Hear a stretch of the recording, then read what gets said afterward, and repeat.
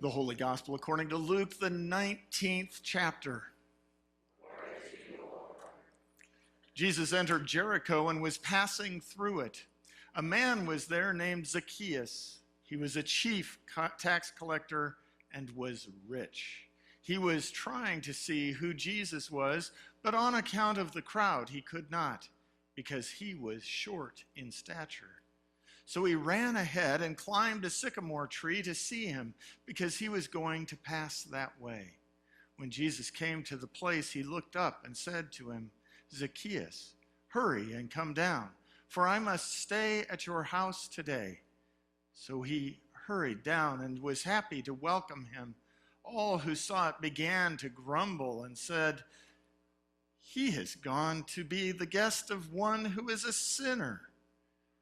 Zacchaeus stood there and said to the Lord, "Look, half of my possessions, Lord, I will give to the poor, and if I have defrauded anyone of anything, I will pay back 4 times as much." Then Jesus said to him, "Today salvation has come to this house, because he too is a son of Abraham. For the Son of Man came to seek out and to save the lost." The Gospel of the Lord. You may be seated.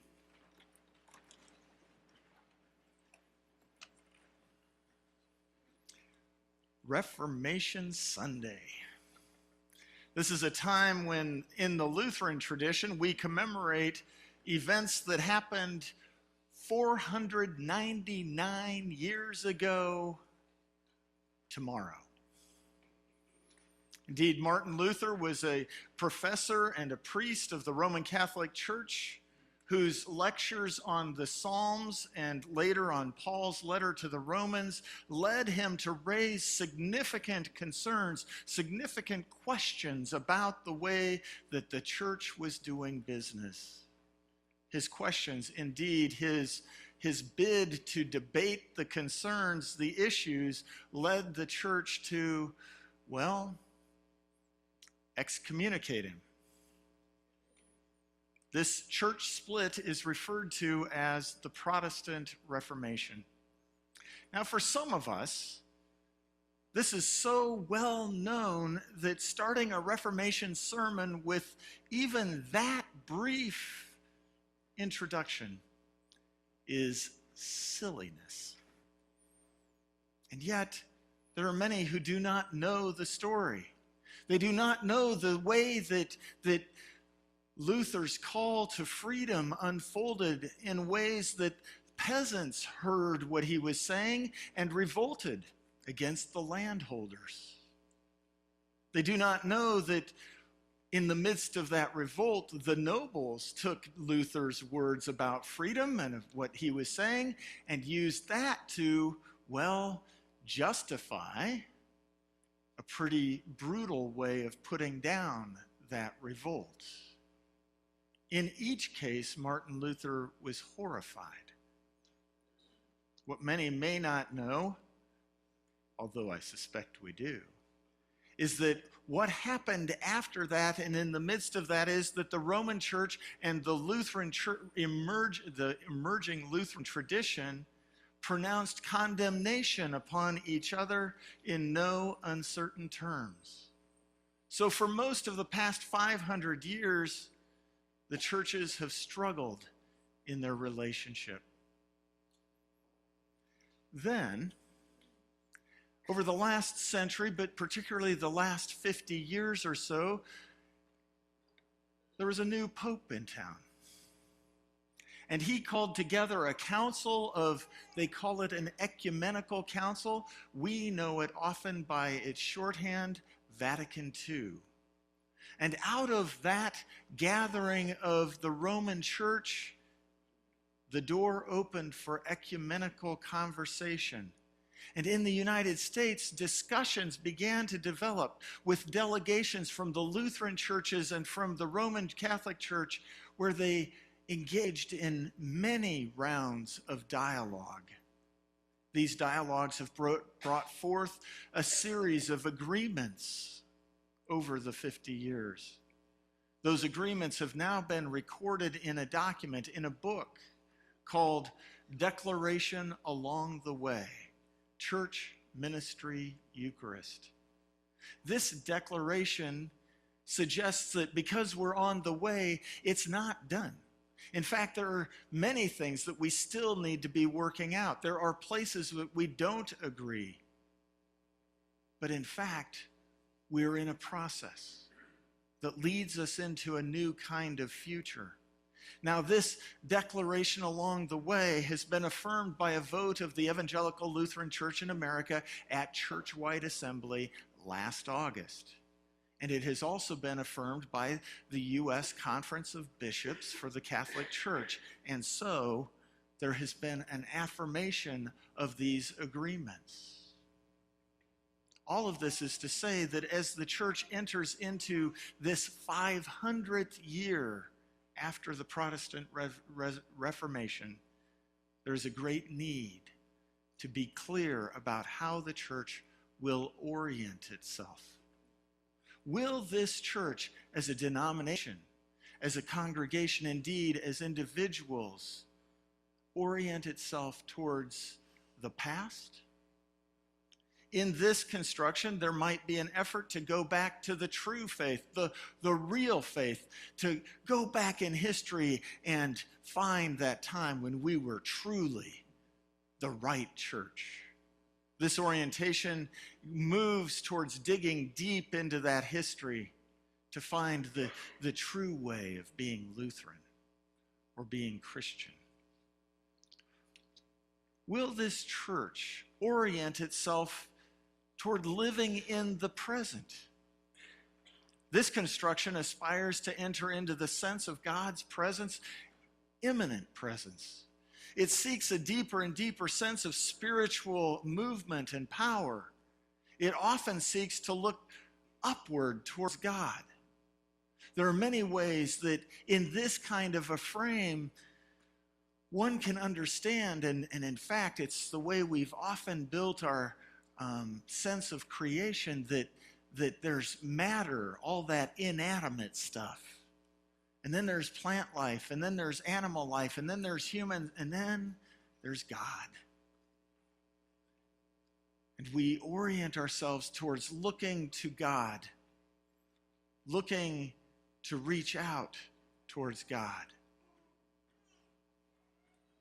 Now, the challenge with this is that it tends to hold humanity in such esteem that humanity's cut off from the rest of creation as though we're not a part of that process and that reality. Will the church orient itself toward a future that is continually emerging? This construction recognizes that creation is still unfolding. In this, what is real and the fulfillment is not something that has happened in the past or even something that we can see in its fullness right now, but rather is something that is emerging, that we're coming into new clarity about. Now, all three of those orientations, as we read the scriptures, we can find arguments to say, well, yes, this is how it is.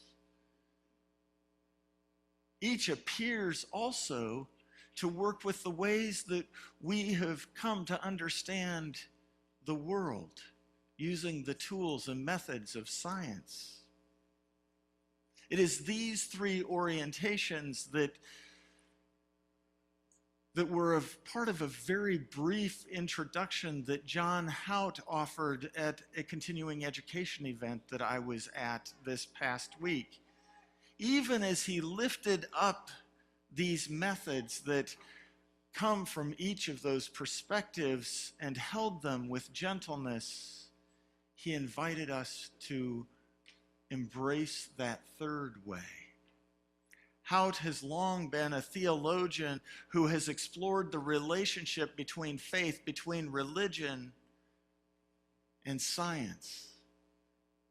As a Roman Catholic lay theologian, his perspective is helpful in that it integrates theology and biblical scriptural interpretation and science at the same time in a way that honors the gifts that each give. Hout asserts in the introduction of his brand new book, in fact, this is the very first sentence of the introduction to the book, science has now demonstrated beyond all doubt that our universe is unfinished. It is still coming into being.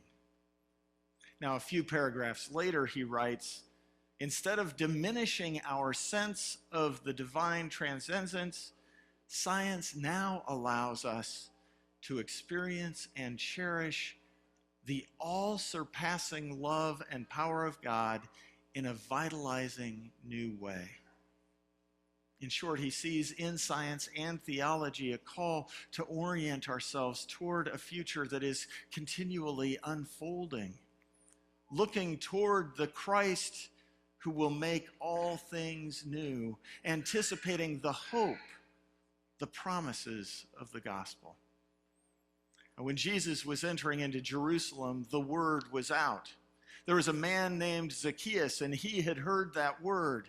Now, the church loves Zacchaeus. A great song, don't you think? But what is striking is the way that Zacchaeus felt it necessary to climb a tree to get closer to and to see God, to see Jesus.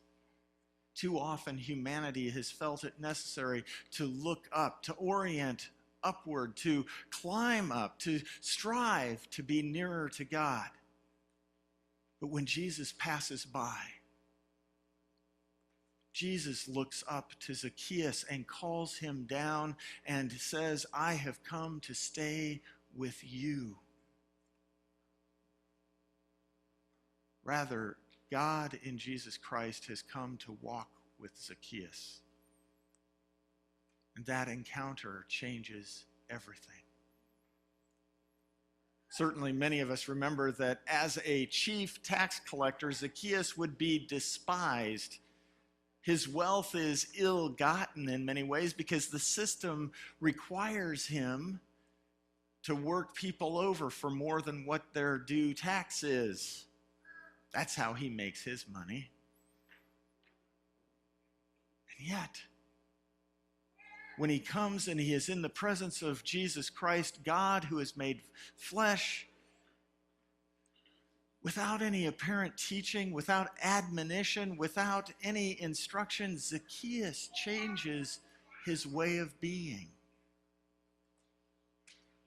In coming to live among humanity, Jesus comes to dwell with humanity, and it changes everything. But that changed everything is still changing.